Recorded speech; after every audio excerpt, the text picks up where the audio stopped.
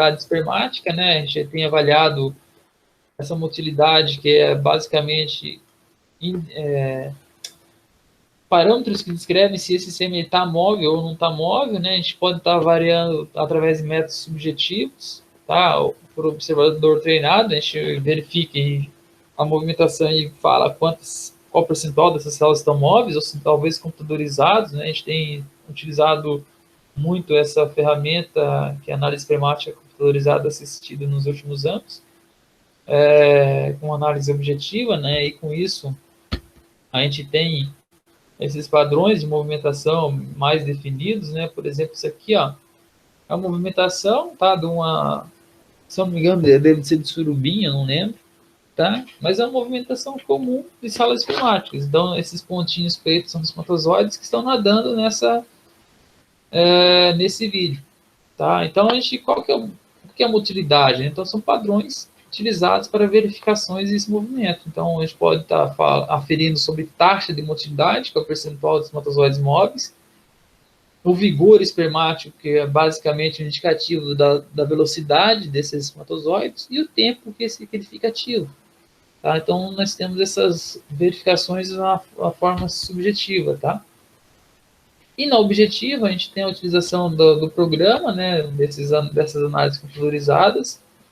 Elas são mais confiáveis, né, o método mais objetivo. A gente tem vários parâmetros de utilidade, se não me engano, nesse software que eu trabalho são 9 parâmetros, em outros a gente consegue ter até 13 ou 14 parâmetros que podem ser avaliados. Mas ainda a gente falta muito evoluir, né? Para mamífero já está muito evoluído. O pessoal tem adaptado várias coisas para peixe, só que cada espécie nós temos uma característica diferente. Então, as configurações a gente precisa padronizar bastante, tem que evoluir bastante para encontrar um grau de profissionalismo maior, né, nessas nossas análises. Então, por que utilizar o caso? Né? Eu pergunto para vocês, né, qual que é a taxa de motilidade? Qual que é o vigor espermático disso daqui? Então, se vocês olharem, né, cada um de vocês já falou a questão do vigor, a questão de uma taxa percentual, né? O vigor, vocês não têm padrão para estabelecer. Então, é uma escala que vai de 0 a 5, onde o 5 é mais rápido e o 0 é menos rápido. Tá? Então, a gente tem muito subjetivo essas análises, né, essa análise visual. Então, por isso que a gente tem utilizado essa análise com o software, ser uma análise objetiva, baseada em cálculos, mas com parâmetro avaliado, e além disso, nós temos uma aceitação grande na comunidade científica. Tá?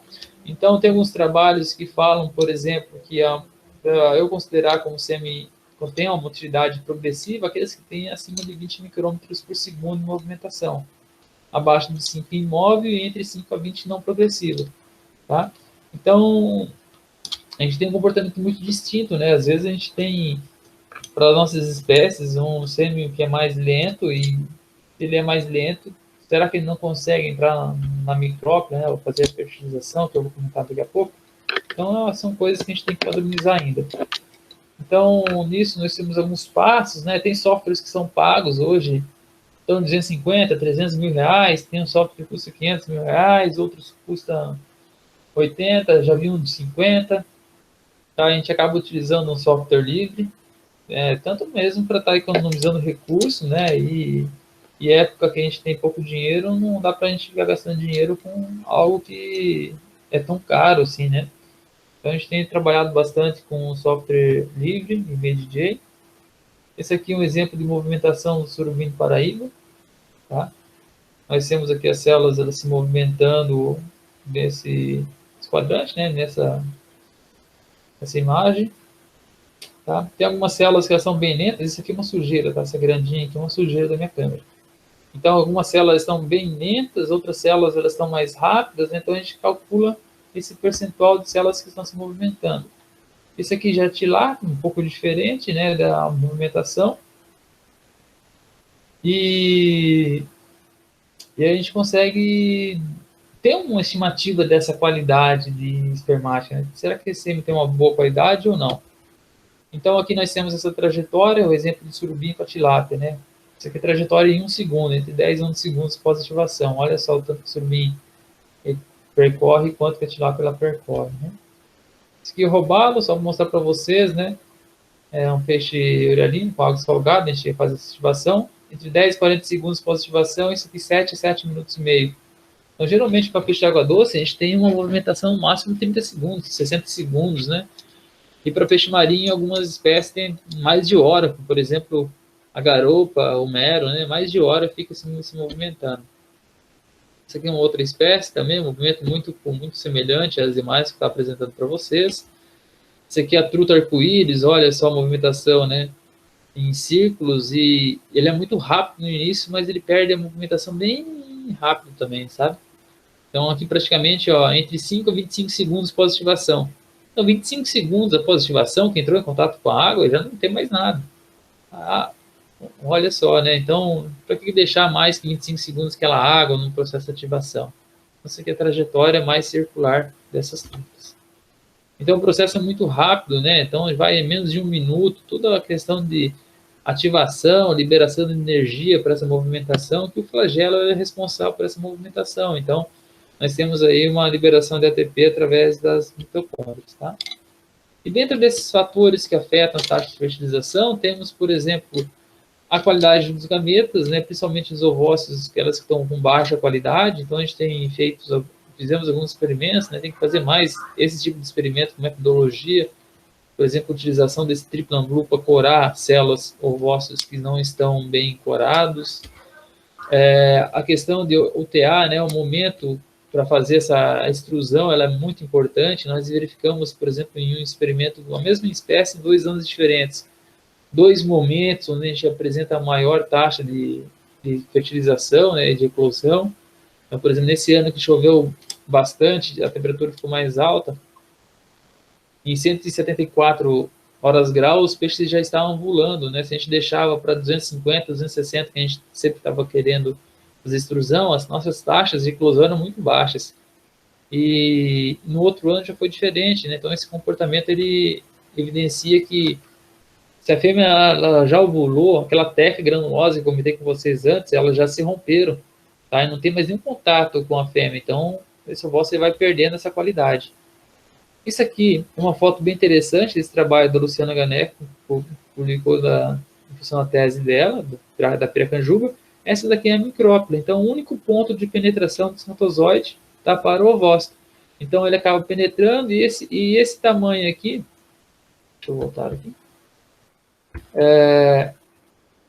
esse tamanho dessa abertura é a abertura necessária para o único espermatozoide estar entrando, tá? Então, aqui uma foto que ela conseguiu tirar, tá? Com microscopia de varredura do espermatozoide entrando na micrópila do ovócito, tá ok? Então, logo após que o espermatozoide entra na micrópila, ocorre a formação desse cone de fertilização, onde esse cone de fertilização, ele impede a entrada de outros espermatozoides, tá? Para ocorrer polispermia. Tá? Então, o espermatozoide entra e já ocorre a liberação desse cone, tá bom? E o tempo de fechamento dessa micrópila, ou o tempo de hidratação, é muito rápido, né? Nós fizemos um experimento com surubim e verificamos que ela vai caindo linearmente, né, ao longo do tempo. Então, por exemplo, ovócitos aqui a 0 segundos, né? Sem colocar água, fazer a fertilização a seco.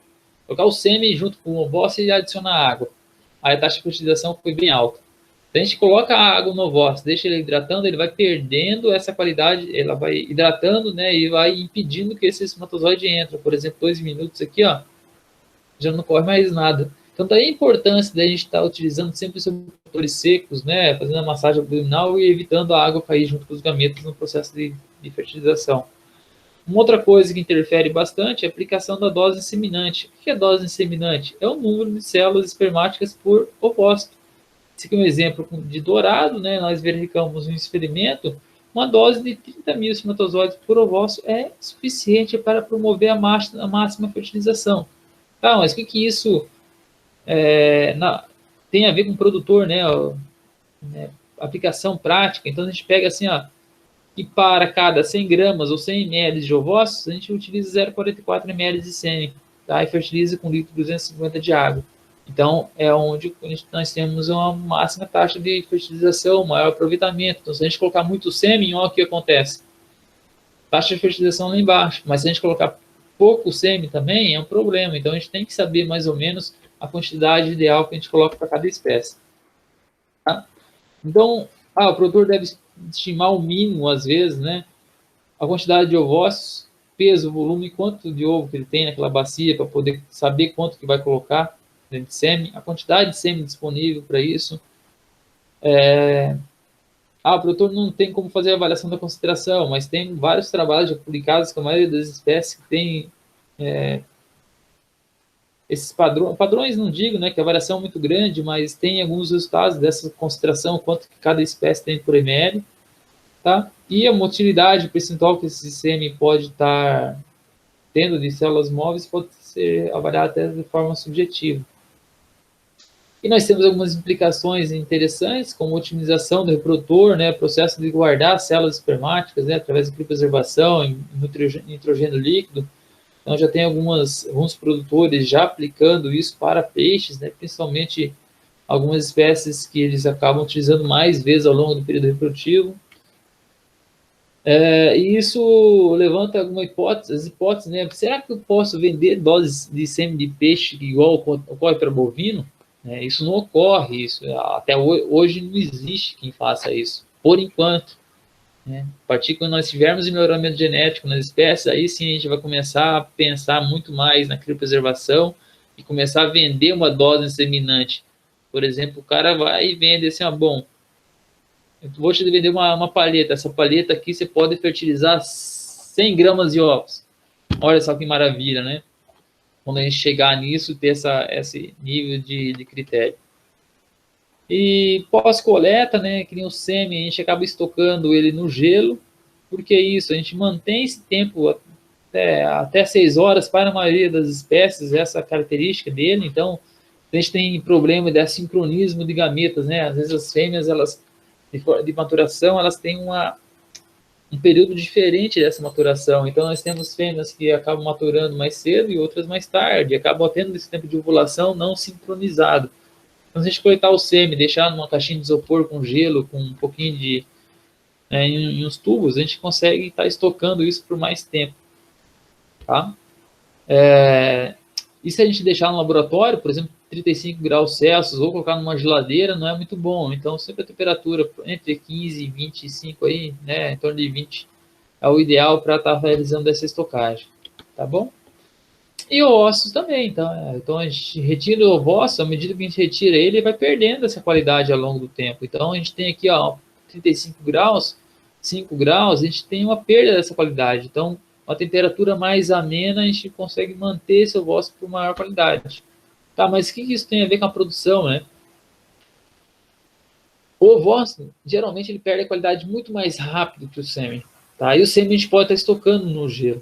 Então, em função disso, tá?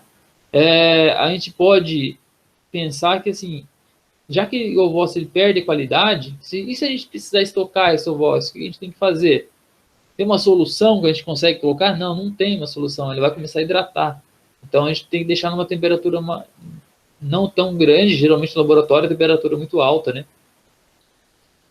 Então, em temperatura em torno de 15 graus Celsius, ele consegue se manter por mais tempo, tá? E a gente aconselha sempre em campo, né, o sêmen aí na temperatura de 10 a 15 graus Celsius, na caixinha de isopor com gelo, a gente consegue manter até 6 horas para a maioria. Então, em campo, a gente aconselha sempre fazer um planejamento dessa coleta dos gametas.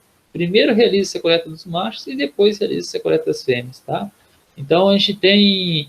a gente pode ter esse controle da quantidade de sêmen que a gente vai estar largando em cada bacia de ovócito. Não precisa sair daquela loucura no laboratório, pegar a fêmea, pegar o macho, fazer aquela extrusão, possibilidade do peixe cair dentro da bacia, né, machucar o peixe. Não pode fazer as coisas com mais calma.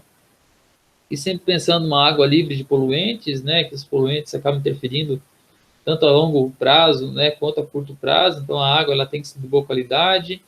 Um exemplo, um experimento que a gente fez com pH, né, pH muito elevado, embaixo da água, interfere diretamente nas taxas de fertilização. Então, sempre pH próximo a 7, né, ele é o ideal, tá bom? E em resumo, assim, a gente pode falar para melhorar todos esses